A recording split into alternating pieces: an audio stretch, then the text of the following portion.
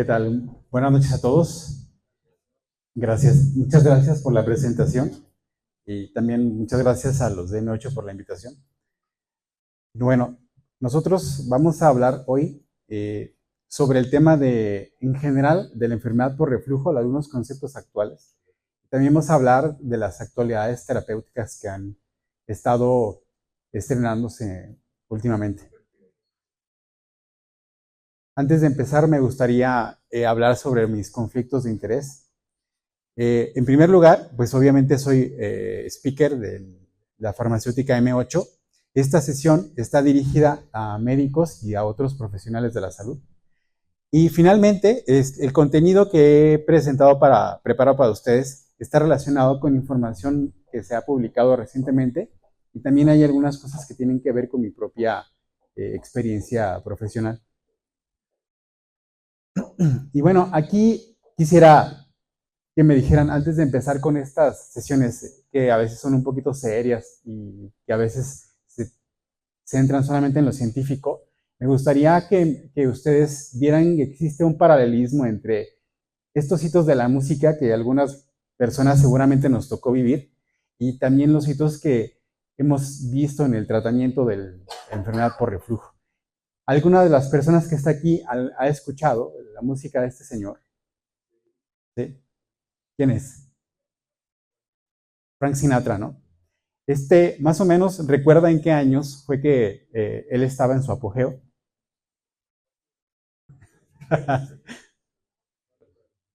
Bueno, curiosamente, empezó en los 40, sí, justamente en los 40 y en los años 50 fue cuando estrena esta canción que creo que todo el mundo ha escuchado, que se llama I've Got You Under My Skin, que después hicieron algunas ediciones nuevas. Esta justamente se publica en el año de 1956 y curiosamente en ese año es cuando se hace por primera vez una funduplicatura, se publica el procedimiento como tal, como se hace actualmente.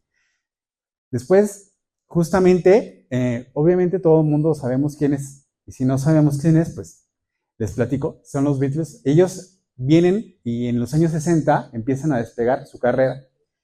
Esto coincide justamente con el desarrollo de algunos medicamentos prototipo y luego, obviamente, con el afianzamiento de la enfermedad por reflujo en todo el mundo, la funduplicatura como la conocemos, ¿no? Luego vienen los años 70 y los 80 y entonces justamente aquí, así como Queen viene y hace su debut a nivel mundial y todo el mundo lo conoce, también empiezan a aparecer medicamentos como la ranitidina, ¿no? Estos medicamentos que en algún tiempo eran como el estándar de oro para el tratamiento para el reflujo y se pusieron de moda igual que se pusieron estos grupos. Después vienen los años 90. ¿Alguien sabe quién es este grupo? ¿Quién? Nirvana, exacto. Entonces, en los años 90, así como se hace famoso Nirvana, también se hacen famosos los inhibidores de bomba de protones. Todos los algoprazoles que todo el mundo hemos tomado o recetado empiezan aquí justamente su época de oro. Pero además, en los años 90 empiezan los procedimientos laparoscópicos y justamente en esta década es cuando el profesor Marekov y el profesor Dalemanch son los que publican el procedimiento de funduplicatura laparoscópica. Y bueno, bien. Entonces, obviamente saben quién es esto. Si saben quién es esto, es porque obviamente están escuchando la música de este año, ¿no? Pero además, esto resulta importante porque en este año justamente es cuando llegan a México los medicamentos de los que vamos a hablar actualmente, que representan un hito, o sea, un antes y un después en el tratamiento de la enfermedad por reflujo. Y bueno, acá nosotros vamos a hablar en primer lugar de cuál es el estado en la concepción que se tiene actual sobre la enfermedad por reflujo. En segundo lugar, vamos a hablar de algunas estrategias farmacológicas nuevas. Y finalmente, vamos a abordar el caso del efexuprazán, su eficacia y su seguridad. Cuando nosotros hablamos de la enfermedad por reflujo y tenemos que hacer el diagnóstico, tenemos que inevitablemente dirigirnos hacia quienes han publicado las últimas guías. Entonces, si nosotros le hacemos caso a la Asociación Mexicana de Gastroenterología, ellos publican este año que el reflujo es cuando existe un ascenso del contenido gástrico hacia el esófago y este ocasiona síntomas o complicaciones que afectan la calidad de vida. La definición es muy clara, pero desde el punto operativo, pues no es práctica.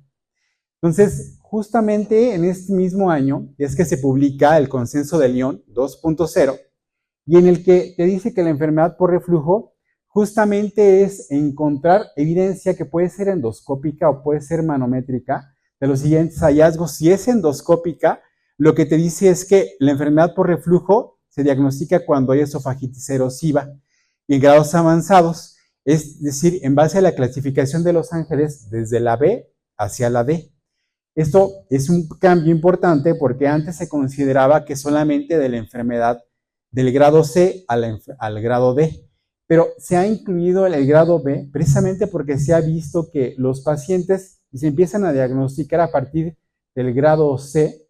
Muchas veces empezamos a dejarlos en un periodo de tiempo sin tratamiento adecuado y eso genera que puedan aparecer complicaciones y que es mejor adelantarse justamente. Y además porque la grado B, que representa la aparición de estas erosiones en la unión esofagogástrica mayores de 5 milímetros, está muy relacionada con los estudios manométricos, que son los estándares de Europa para la enfermedad por reflujo. O sea, si hay un grado B, que es la aparición de estas erosiones que nosotros identificamos en la mucosa del esófago, nosotros, en los estudios que se han publicado, encontramos que existe una correlación directa entre esto y no nada más la cantidad, sino el tiempo que el ácido pasa en el esófago, causando estas lesiones.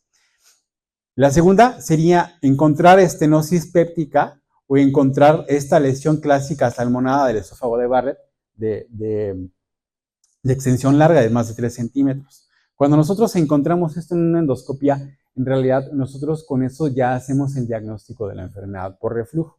Pero vamos a ver que en algunos casos esto no es tan sencillo como tal. Nosotros también tenemos el estudio de pH por impedancia de 24 horas para poder decir que cuando existe un tiempo de exposición al ácido de más de 6% del tiempo, entonces nosotros también hablamos de enfermedad por reflujo. Nada más que la diferencia, obviamente, es que una pH, o sea, las ondas que se utilizan y todo el estudio, no sé acá en el estado de Jalisco, pero allá en el estado de Guanajuato, uno de esos estudios anda entre los 12 y los 15,000 pesos. Entonces no puedes andarle haciendo una pH a todas las personas, pues. Ahora, nosotros tenemos que enfocarnos en esto de los fenotipos clásicos porque lejos de tener una pH que a veces no resulta tan práctico en la práctica clínica, nosotros, al tener esta clasificación, nosotros podemos catalogar a la enfermedad por reflujo en el fenotipo que está correlacionada directamente con el tratamiento. Este fenotipo dice que la enfermedad por reflujo no erosiva, es decir, cuando hacemos una endoscopía y el paciente se puede quejar de pirosis, de regurgitación, de esta tos irritativa, pero cuando introducimos el endoscopio no encontramos nada. O sea, no es que no tenga enfermedad por reflujo, es que tiene la enfermedad, pero se le pone el apellido de no erosivo y justamente representa hasta el 70% de los casos. Y es aquí donde puede tener un rol justamente la pH. El segundo tipo de los fenotipos es la erosiva, que es la que les comentaba hace un momento, y el tercer tipo es donde aparece el esófago de Barrett. Estos dos, digamos, son los que me voy a enfocar en este momento, porque, por un lado, la evidencia que se tiene actualmente de los nuevos medicamentos, como el Fixuprazan, son bloqueadores del potasio, se ha desarrollado sobre todo para ver qué tanto funciona precisamente para estos dos fenotipos. Y antes de seguir con el tema, quisiera hacer un momento de que nosotros entendiéramos cómo es que esta enfermedad pues resulta algo relativamente común. Nosotros vemos que se presenta de 1 a 5 adultos en una población general, de 1 de cada 5. Vemos que es más común en el sexo masculino, que se presenta más en gente que es profesionista con un nivel socioeconómico medio, alto y alto. Algunos factores de riesgo, esto es importante porque no nada más nosotros vemos la enfermedad, sino lo que viene detrás de la enfermedad, que es algo todavía mucho más común que la propia enfermedad.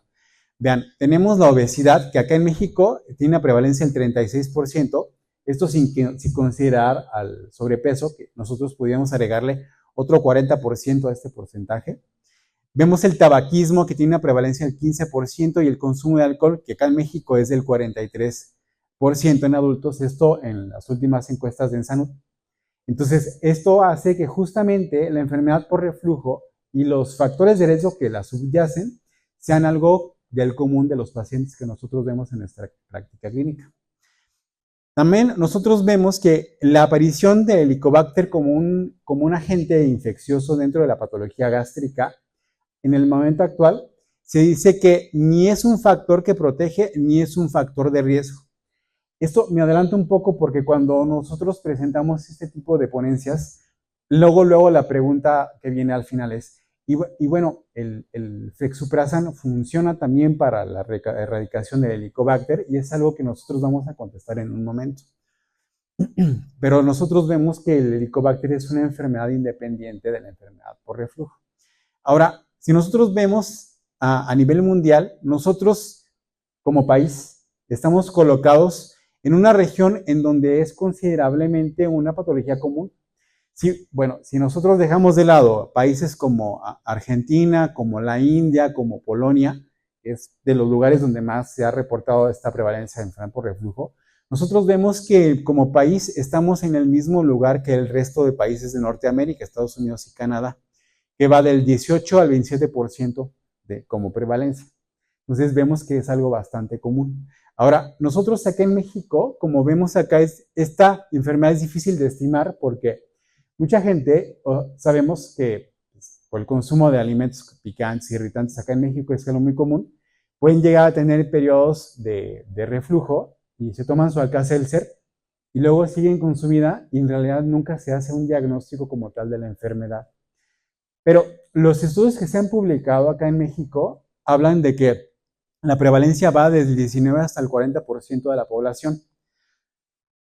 Vean, para los gastroenterólogos representa un motivo de consulta que está en el top de los principales. Y finalmente vemos que acá en México la edad promedio es de 46.5 años. Y bueno, este es un estudio que se publica por el doctor Remes, justamente en donde habla de los síntomas de pirosis y regurgitación en México, de qué tan frecuentes son. Entonces vemos que, por ejemplo, una vez al mes, casi el 50% de la población, incluida en el estudio, llega a tener molestias de pirosis o regurgitación, 12% una vez por semana y 1.2 diaria. Esta diapositiva pues, lo que hace es solamente recordarnos de forma muy general el mecanismo de producción ácida. La tengo que traer a colación porque, de alguna forma, para que nosotros entendamos cómo es que funcionan estos nuevos medicamentos, tenemos que recordar pues cómo es que se secreta el ácido.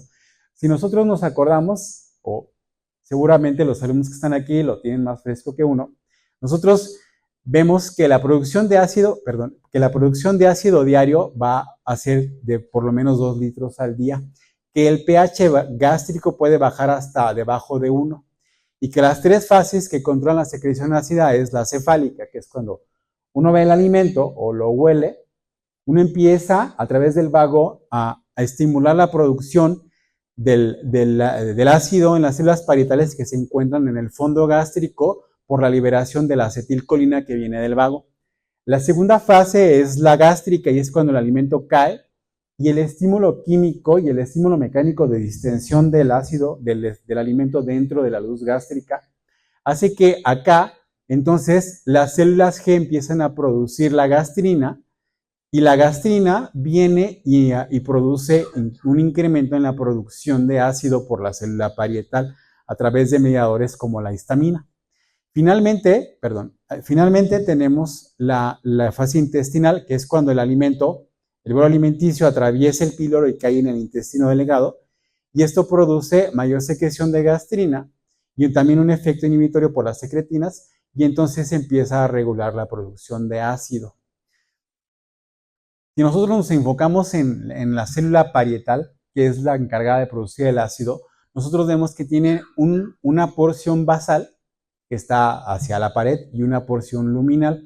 Pero aquí lo que quiero que vean es que en la porción luminal aparecen estos espacios que se denominan canalículos. Y en los canalículos, en la membrana de los canalículos, es donde se encuentra esta bomba de sodio-potasio ATPasa, que es la que intercambia el potasio por el iones hidrogenión para que se produzca el ácido.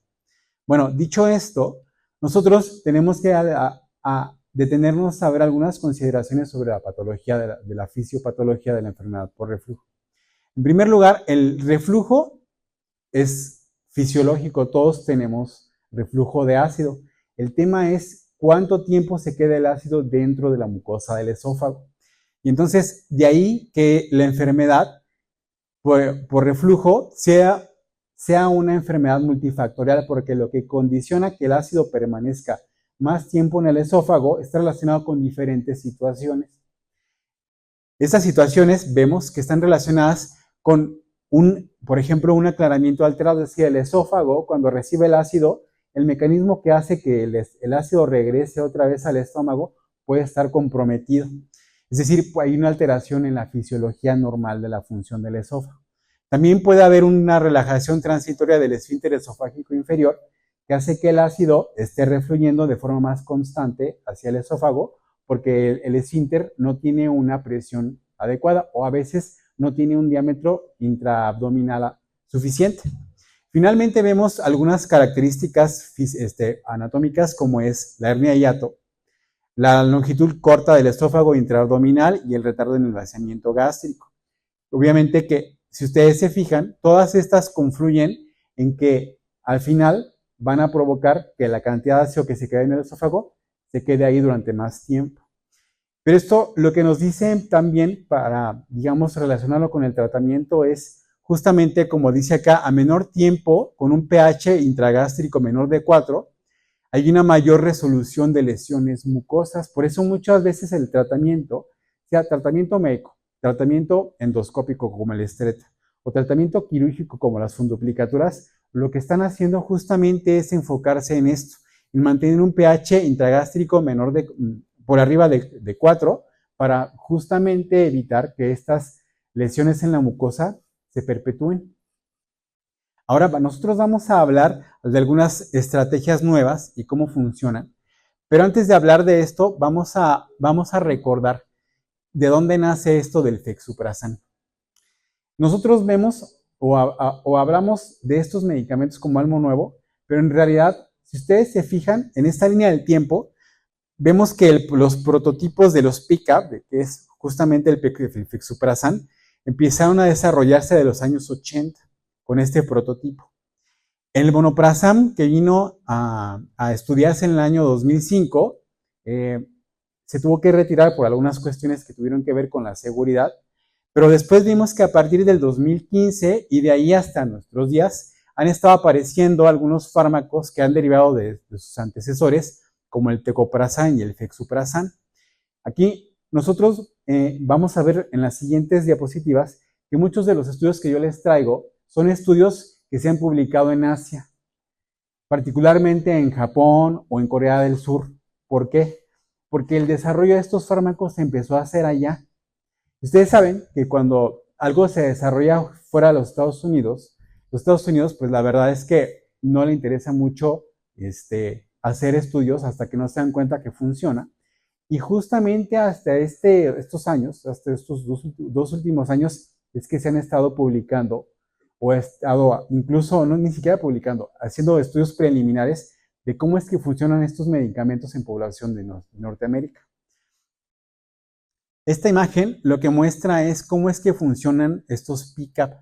Nosotros debemos de entender que para empezar el nombre es completamente del inhibidor de bomba de protones porque su mecanismo de acción es completamente diferente.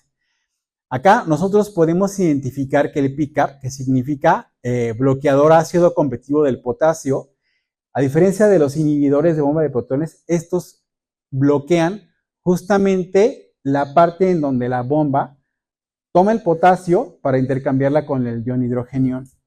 Este es un cambio importante porque entonces el medicamento lo que hace es que compite con el potasio por los receptores y entonces cuando el receptor, en lugar de captar el potasio, capta el PCAP, entonces no puede hacer el intercambio por el ion hidrogenión, y entonces así es como la cantidad de hidrogeniones que caen en la luz gástrica se disminuye. Esto contrasta con la forma de actuar de los inhibidores de bomba de protones, que lo que hacen justamente es inhibir única y exclusivamente a las bombas de protones que están activas. Esto lo vamos a ver un poquito más adelante, pero tiene una relación directa con la eficacia de los medicamentos. Pero acá nosotros podemos identificar cómo los PCAP están actuando justamente sustituyendo al potasio y colocándose en donde debería de colocarse el potasio para que funcione la bomba, mientras que los inhibidores de bomba de protones lo que hacen es inactivar la bomba completa. También, cuando nosotros hablamos de los PCAP, nosotros hablamos de que su forma de acción es competitiva, como ya dije con el potasio, que es reversible y que es covalente.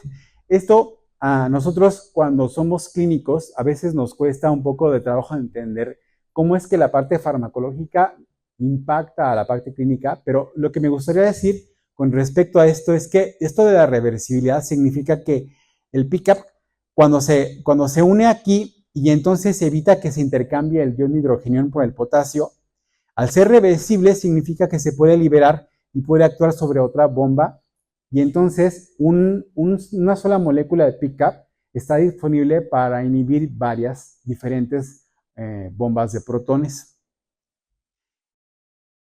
¿Cuáles son las ventajas de los PCAP? Bueno, están relacionadas con la rapidez y la efectividad, porque en primer lugar, los PCAP no son profármacos. El medicamento que uno se toma, así como se toma, es como llega a la luz del canalículo y ejerce su efecto. A diferencia de los inhibidores de bomba de protones, que son profármacos y tienen que llevar una serie de pasos metabólicos para que funcione, digamos, como este metabolito activo que termina siendo en la misma célula parietal. También tenemos esta variabilidad por el conjunto de enzimas de los citocromos. Si nosotros recordamos, los citocromos son un conjunto de enzimas que tienen la función de metabolizar diferentes sustancias, incluyendo los fármacos, y que, aunque están principalmente en los hepatocitos, también los encontramos en diferentes células. Este es un tema porque cuando salieron los inhibidores de bomba de protones, después de un tiempo se dieron cuenta que los citocromos lo que hacían era inactivar muchos de las formas comerciales de los inhibidores de bomba de protones, y entonces esta inhibición por los citocromos hacía que la efectividad disminuyera. Entonces, cuando nacen y se empiezan a estudiar estos PCAP, se empieza a ver cuál es el efecto, y entonces justamente vemos que es muy poco. Ahorita lo vamos a ver con detalle. También alcanzan concentraciones terapéuticas rápidamente porque, como les digo, tal como se toma, llega al canalículo. Hace poco tenemos una reunión con el doctor Remes, que es una de las personas más reconocidas a nivel mundial, es un mexicano, tiene un laboratorio de fisiología digestiva allá en Veracruz, y entonces él nos platicaba ahí en la comida que tienen un monitor de pH en tiempo real. Entonces tomaban el PCAP y entonces empezaban a monitorizar el ácido. Se daban cuenta que a los 15 minutos de que empezaba, después de tomar el medicamento, el pH del estómago empezaba a subir. Entonces, el efecto, o sea, realmente es muy rápido en cuestión del tiempo de acción.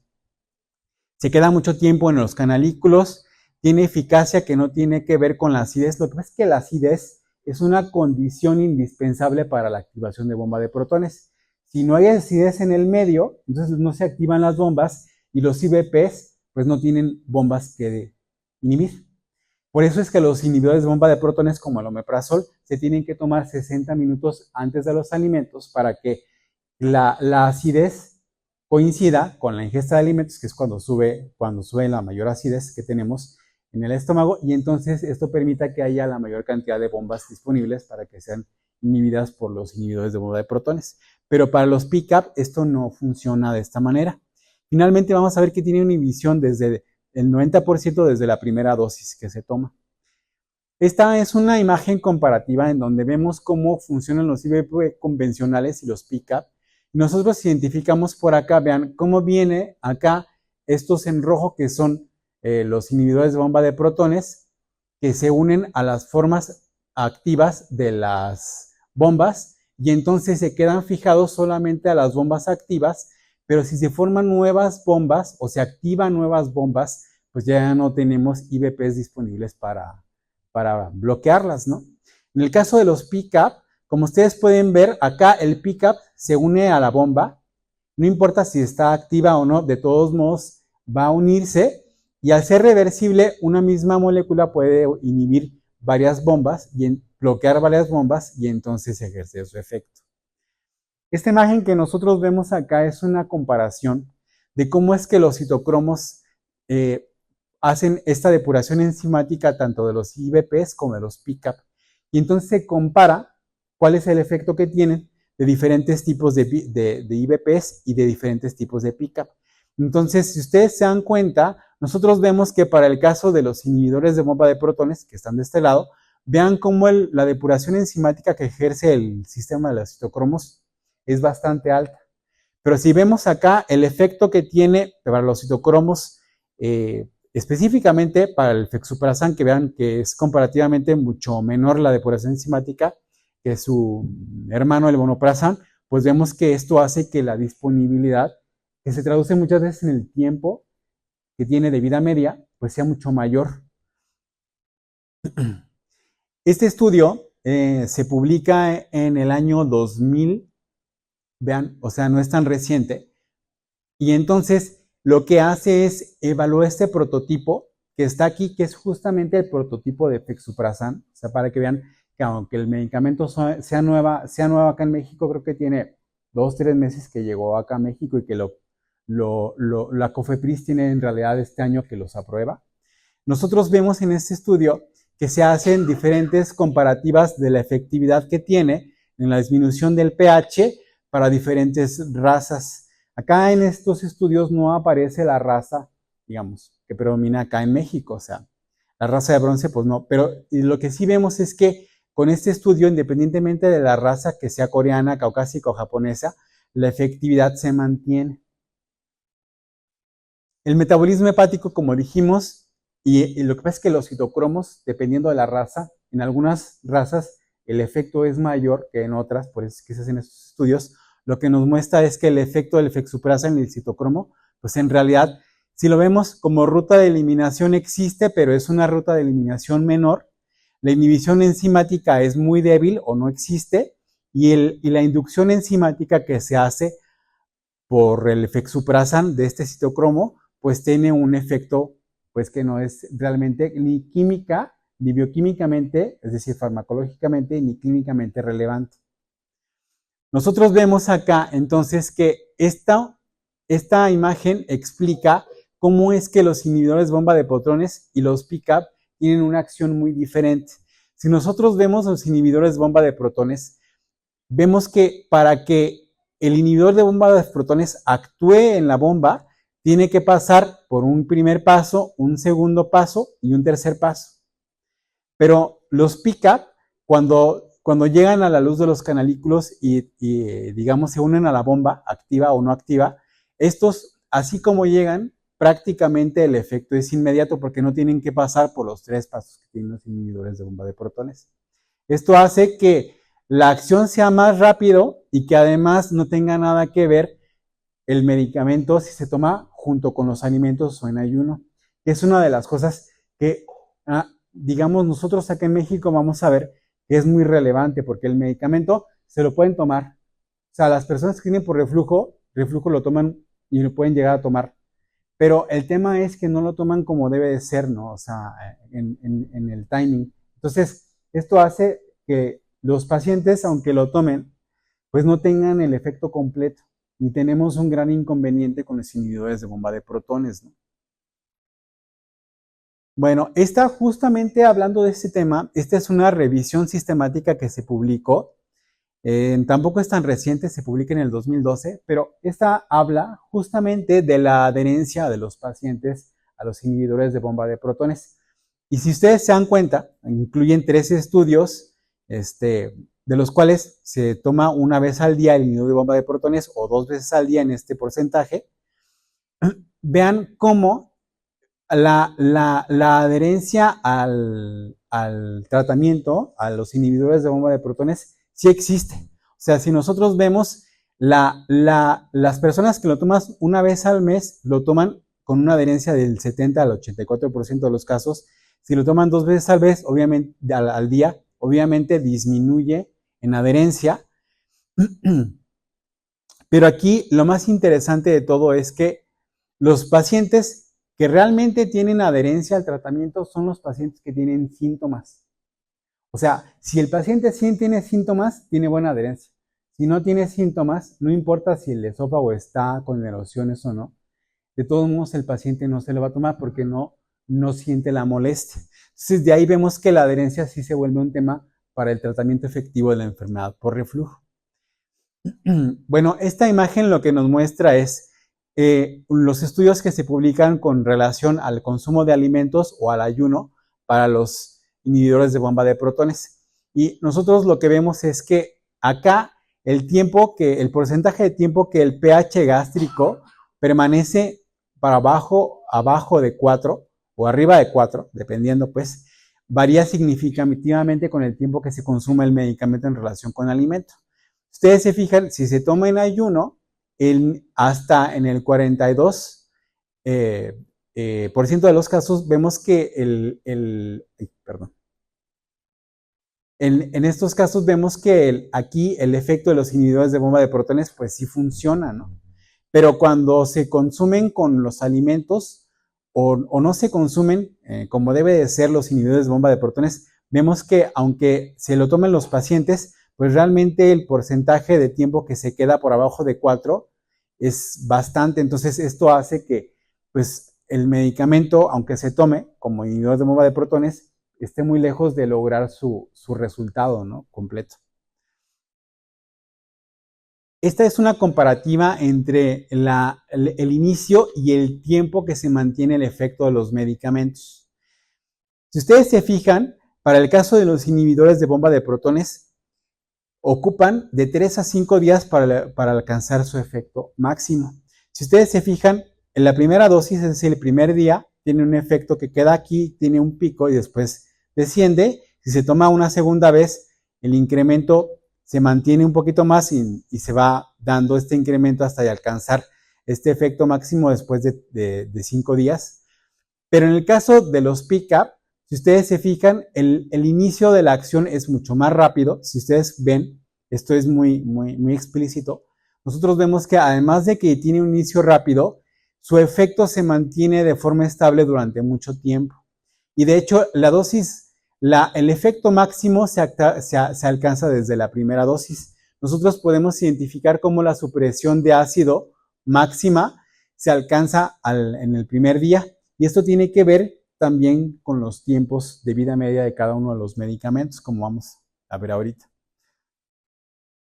Nosotros identificamos que acá, en este estudio que se publica en el 2018, nosotros identificamos una comparativa entre los diferentes tipos de dosis del Fexuprazán.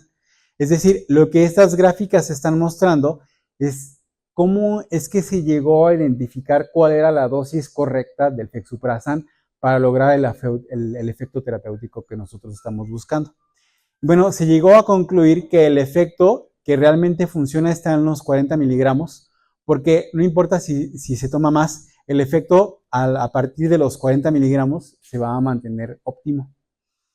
Esta imagen lo que muestra es el tiempo en el que el pH gástrico está por arriba de 4 cuando se mide por 24 horas o si se mide en el día o si se mide por la noche. Y vean que el efecto de los pick-up, tanto en el día, o sea, en las 24 horas, como si lo medimos diurno o nocturno, se mantiene relativamente estable. ¿Por qué les comento esto del día y de la noche? Porque nosotros vamos a ver después que el escape ácido es el talón de Aquiles de los inhibidores de bomba de protones. Y lo vamos a ver porque los pacientes, muchas veces, aunque se tomen el medicamento como es, vemos que este escape ácido hace que en la noche, cuando se alcance el pico máximo de acidez gástrica, pues los inhibidores de bomba de protones están lejos de ejercer su efecto. Siguiendo justamente con el tema de este escape de ácido nocturno, como les decía, la secreción basal de ácido es máxima por la noche y mínima a las 7 de la mañana. Es muy común que los pacientes, cuando están dormidos, o sea, ya por el simple hecho de la posición, ¿no? En segundo lugar, si vemos esto del escape ácido por el pico que se tiene de la secreción ácida a nivel nocturno, hace que estos factores hagan que muchas veces los pacientes que sufren de enfermedad por reflujo tengan la enfermedad muchas veces en la noche y no se den cuenta de qué tan grave es.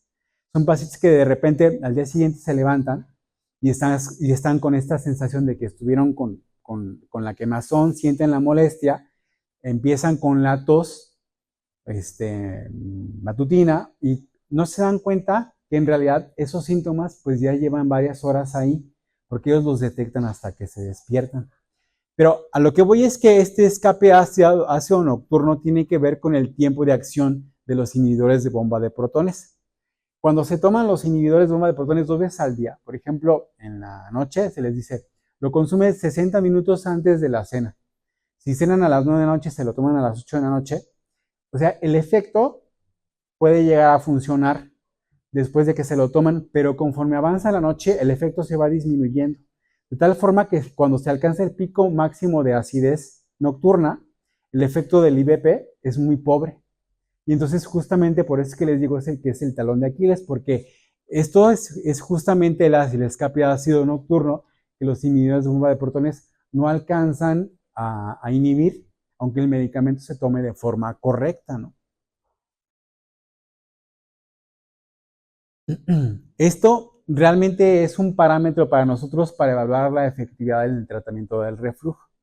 Vean, acá en este estudio, que tampoco es muy reciente, pero que definitivamente nos habla de la importancia del reflujo nocturno, nos dice que este ocurre en la gran mayoría de los adultos que tienen enfermedad por reflujo, que ocasiona dificultades para dormir y deterioro de la función al día siguiente, y que el resultado esperado de la terapia no se logra en un porcentaje considerable de los casos. Vean, perdón, nosotros podemos identificar a grandes rasgos como los pacientes que refieren esta pirosis nocturna, vemos que en el 75% el síntoma afecta el sueño, en un 40% el síntoma afecta actividades del día siguiente y solo en la mitad de los casos prácticamente el paciente se considera como completamente satisfecho con el tratamiento recibido. Si nosotros comparamos entonces cuál es el efecto de los pick-up en relación con esta situación del reflujo nocturno, nosotros en automático tenemos que identificar que cualquiera de los pick-ups que se han estudiado tienen una vida media en comparación con los IBP mucho más larga. Vean, si vemos la vida media de un IBP, esta llega a ser desde el 0.5 hasta las 2 horas, pero si vemos el de los pick-up van desde los 6 hasta las 9 horas. Entonces, si el paciente se toma el medicamento en la tarde o en la noche, estamos nosotros seguros que no va a haber este escape ácido nocturno, porque la vida media hace que el efecto y la dosis correcta se mantengan para inhibir la secreción ácida, aunque tengamos este pico máximo de ácido en la noche. Entonces, vean, el fexuprazan, igual que el resto de los pick-up, tiene una vida media de eliminación mucho más larga entre los propios pick-up. Entonces, si comparamos con el monoprazan, el revoprazan y el tegoprazan, que también existe acá en México, digamos, como la competencia directa del fexuprazan, pues vemos que como este fexuprazan comparativamente tiene una vida media mucho mayor que el resto de los pick-up disponibles en el mercado. Este estudio que se publica, sí es un poco más reciente, es del 2022, muestra la comparativa del fexuprazan con el esomeprazol. Cuando se corren los estudios en fase clínica, los estudios primero se corren con el estándar de oro, con el placebo y con el estándar de oro. En este caso, para el tratamiento del reflujo, consideraron al esomeprazol como el estándar de oro y es por eso que lo comparan con el fexuprazan. Estos estudios lo que te dicen en pocas palabras es que para considerar que un medicamento realmente funciona para una enfermedad es porque cuando lo comparas con el estándar de oro no es inferior con respecto a su efecto. Entonces, en estos estudios, o sea, no, vemos que aquí, en cuestión del síntoma de la pirosis, los pacientes vean cómo muestran que o sea, su efecto no nada más no es inferior al esomeprazol, sino que en muchos casos, hablando de la severidad, los síntomas de pirosis son mucho, o sea, responden mucho mejor con el fexuprasan que con el propio esomeprazol. Vean acá en este estudio que se publica en el 2018, que es un estudio que se publica en esta revista de Neurogastro, habla sobre la efectividad en la secreción de ácido, el de la inhibición de la secreción de ácido, y nosotros vemos cómo el fexuprasan en comparación con el placebo tiene una inhibición del 90% del ácido en comparación con un placebo. Entonces nosotros identificamos, pues obviamente que sí está funcionando, ¿no? Esto lo que nos dice, compara diferentes tipos de pick-up y nos dice cuál es el efecto sobre la acidez intraluminal en modelos animales. Y vemos que todos funcionan mucho mejor que los vehículos y que entre ellos pues hay algunos que funcionan mejor que otros. Bueno, ahora hablando ya propiamente de la enfermedad por reflujo y de los fenotipos, que era lo que os platicábamos en un principio, nosotros vemos que la dosificación óptima, digamos, considerando estos 40 miligramos que les había comentado que es lo que se encontró que es la dosis ideal, nosotros vemos que, o sea, la evaluación que existe de la curación de las erosiones de la mucosa del esófago se hace a las 4 y a las 8 semanas. Esto está publicado así en las guías de Lyon. Se hacen controles endoscópicos para ver qué tanto ha remitido o se ha cicatrizado esa erosión. Y nosotros vemos que la tasa de curación, vean cómo supera el 90% de los casos cuando hablamos del fexuprasan, independientemente de la dosis. Y cuando se evalúan a las 8 semanas, pues vemos que se mantiene ese porcentaje de curación. Lo que pasa es que los pacientes con los inhibidores de bomba de protones, cuando se los toman, cuando ya tienen estas erosiones, pues se lo pueden tomar el tiempo, como dice aquí, durante 4 y 8 semanas, pero a veces el efecto no se mantiene constante y ha habido casos en donde se ha documentado que al llegar a las 8 semanas, estos porcentajes disminuyen por diferentes motivos, por la naturaleza del IBP o por la adherencia a los pacientes. Pero en el caso de los pick-up, nosotros vemos que en realidad el efecto pues se mantiene incluso después de las 8 semanas, ¿no? Porque ha pasado que es una de las cosas que está en estudio todavía, porque uno dice, bueno, ¿qué pasa con el paciente que ya le dimos sus 8 semanas de tratamiento con el pick-up y después cuánto tiempo lo va a tomar? Y es justamente en donde están algunos de los estudios actualmente. Como vamos a ver, en algunas guías se recomienda que los pacientes lo tomen de forma continua y en algunas otras se recomienda que los pacientes se tomen después a partir de ahí como a demanda. Si el paciente tiene síntomas, se toma y si no, no. Pero lo que sí, y esto lo vamos a ver un poquito más adelante en unos trabajos que se publicaron justamente hace un mes en el Congreso de la Asociación Americana de Gastroenterología, donde vemos que después de las 8 semanas se recomienda que los pacientes lo tomen durante 6 meses de forma continua y después ya se adopte una terapia individualizada.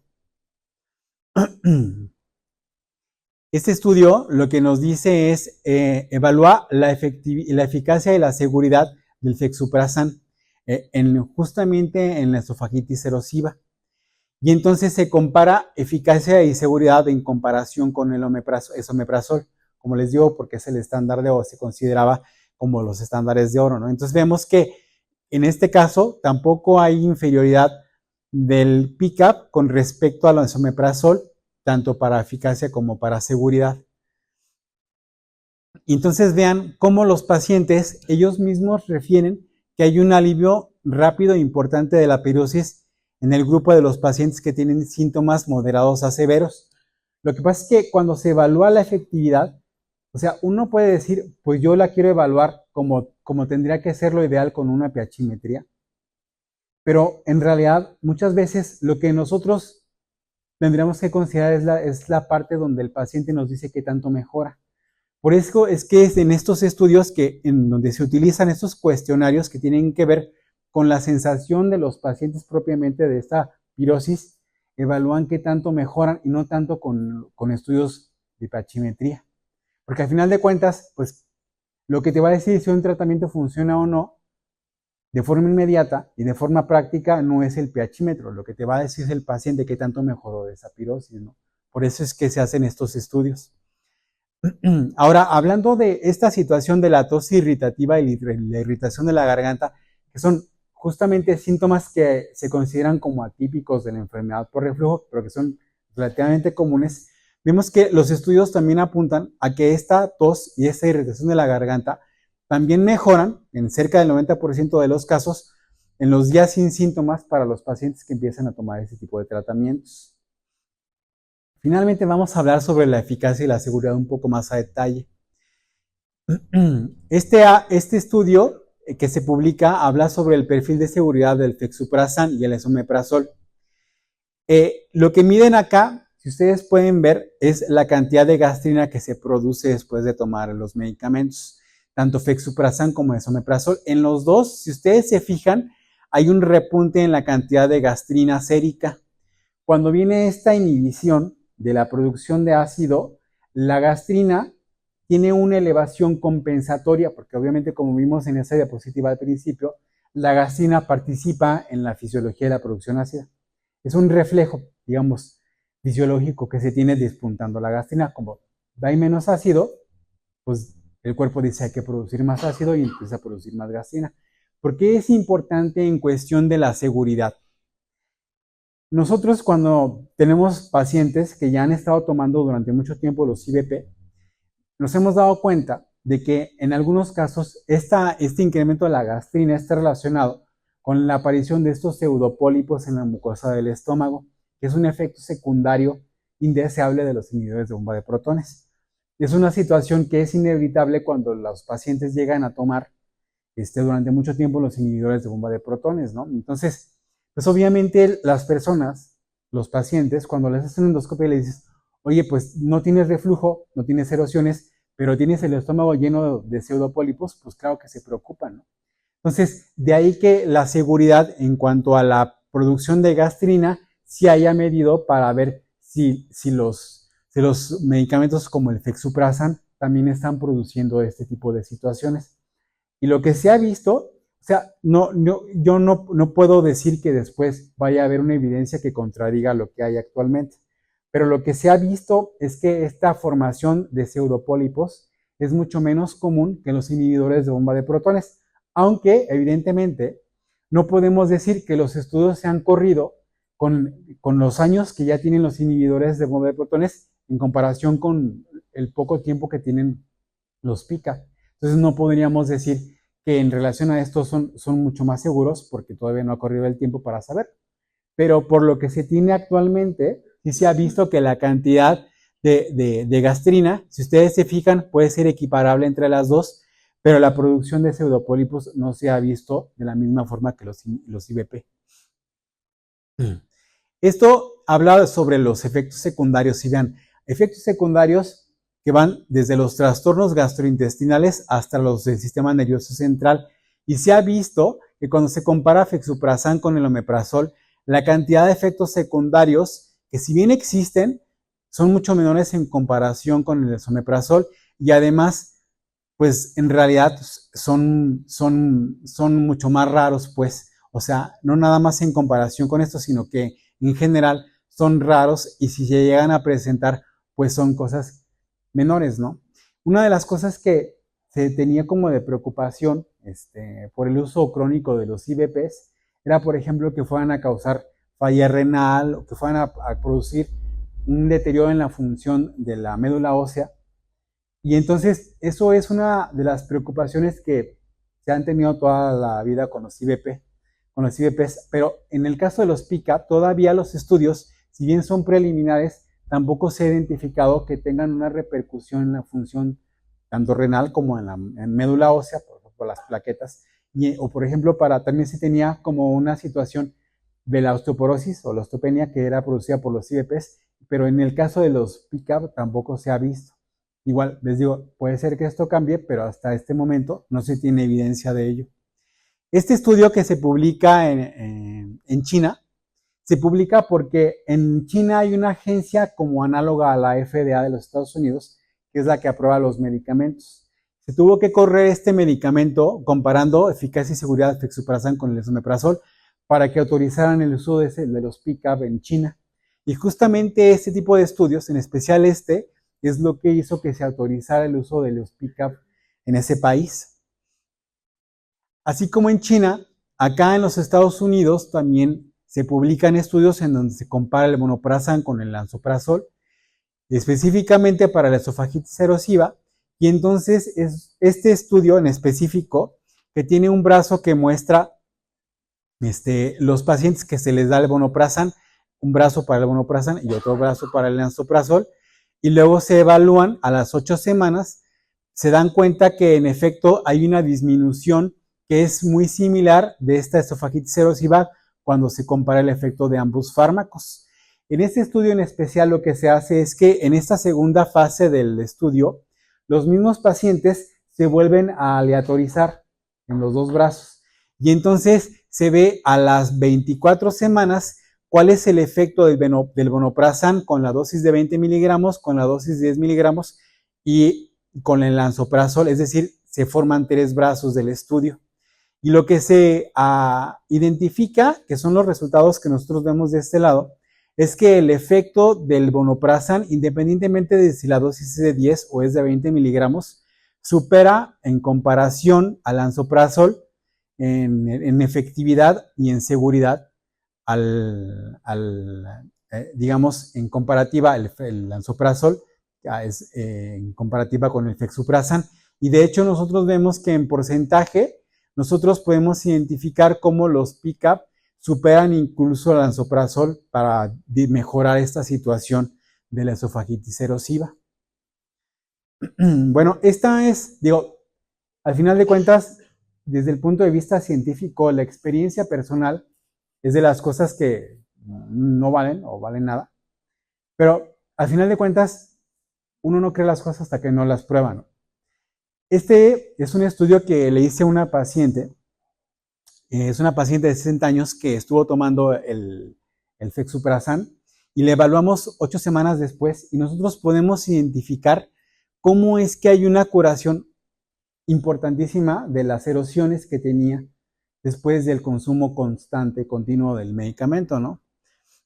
A lo que voy con todo esto es que estos medicamentos sí realmente es un antes y un después, porque nosotros vamos a ver que a partir de ahora las guías de práctica clínica que nos dicen cómo tratar a los pacientes con reflujo los van a empezar a incluir.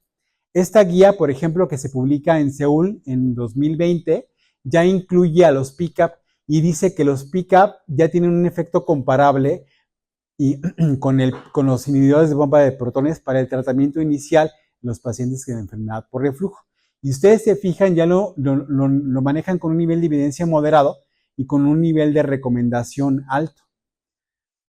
Esta es una propuesta que se hace en el 2019 en la revista de Neurogastro y lo que hace es que se adelanta y como obviamente ellos, los neurogastros, son los que hacen los estudios de apiachimetría, ellos desde el 2019 se dieron cuenta de la efectividad de estos medicamentos. Por eso es que en este estudio, estudio publicado, ellos proponen cómo la enfermedad por reflujo en la terapia inicial, en la forma leve y en la forma severa de la esofagitis erosiva, ya están teniendo un papel como de primer nivel, como primer paso, ¿no? Para el tratamiento de estos pacientes. Incluso ellos hacen que en los pacientes para los médicos que vemos pacientes con reflujo y que no responden a los IVPs, o sea, realmente se vuelve un problema porque justamente en estos casos, aunque le des el IVP, tienes que estar haciendo estudios ahora sí de apiachimetría para saber si en realidad lo que tienen es reflujo, ¿no? Porque si no mejoran con el IVP, tú tienes que pensar en unos diagnósticos diferenciales. Pero a lo que voy es que con este estudio, ellos lo que dicen es que incluso en los que no responden con los IVP, los PCAB pues tienen un hecho de oportunidad muy grande. Esto ya para terminar, se publica, este es un estudio preliminar que se publica en octubre, el 25 y el 30, que fue el Congreso de la Asociación Americana de Gastro, Y lo que te dice acá es que la FDA ya aprueba los PCAB para la esofagitis erosiva y también para el reflujo no erosivo. Te dice que el tratamiento son 8 semanas para el erosivo y de mantenimiento pueden ser 6 meses, lo que les decía hace un momento. Y además que la dosis, cuando no es erosiva, se puede bajar a la mitad y que no es dependiente de los alimentos. Estos son estudios preliminares de un protocolo en donde se compara, aquí no es esofagitis erosiva, lo que este estudio nos dice es qué tanto funcionan los PCAB para erradicar a Helicobacter. Como saben, el Helicobacter es una infección que requiere una terapia cuádruple durante 10, 14 días y que a veces, aunque lo tomen los pacientes, no se llega a erradicar. Y si bien el Helicobacter, la gastropatía por Helicobacter y la enfermedad por reflujo son situaciones independientes, son enfermedades independientes, nosotros vemos que ya existen estudios que avalan cómo a los PCAB, cuando se utilizan con el resto de los esquemas convencionales para el tratamiento del Helicobacter, funcionan bastante bien. Acá vemos los resultados, incluso los azules, los verdes son los IVPs convencionales y los azules son los PCAB. Y lo que nosotros vemos es que los PCAB, cuando se utilizan para la erradicación, incluso llegan a superar a los inhibidores de bomba de protones. Y bueno, hasta este momento lo que nosotros tenemos, como todos los medicamentos, cuando salen todas estas terapias nuevas, cuando salen, nosotros siempre tenemos como esa resistencia a probar los fármacos. Pero yo, de verdad, o sea, yo mismo lo consumo, que yo tengo enfermedad por reflujo, y de verdad puedo decir que, o sea, en comparativa, si yo tengo que escoger entre un PCAB y un IVP, definitivamente me voy por los PCAB. Para concluir, lo que me gustaría que ustedes se quedaran, después de todo lo que he hablado, es que en primer lugar, la enfermedad por reflujo, pues es una enfermedad que como médicos de primer contacto, médicos especialistas de cirugía, de gastro, incluso los otorrinos, los internistas, es una enfermedad que estamos viendo de forma muy común. En segundo lugar, que los PCAB representan una estrategia nueva, segura y eficaz y que puede sustituir a los inhibidores de bomba de protones, así como estos sustituyeron a la ranitidina. Y que los PCAB, como el fexuprasan, funcionan para la enfermedad por reflujo gastroesofágico, en particular para el fenotipo erosivo. Y pues es todo. Muchísimas gracias por su atención.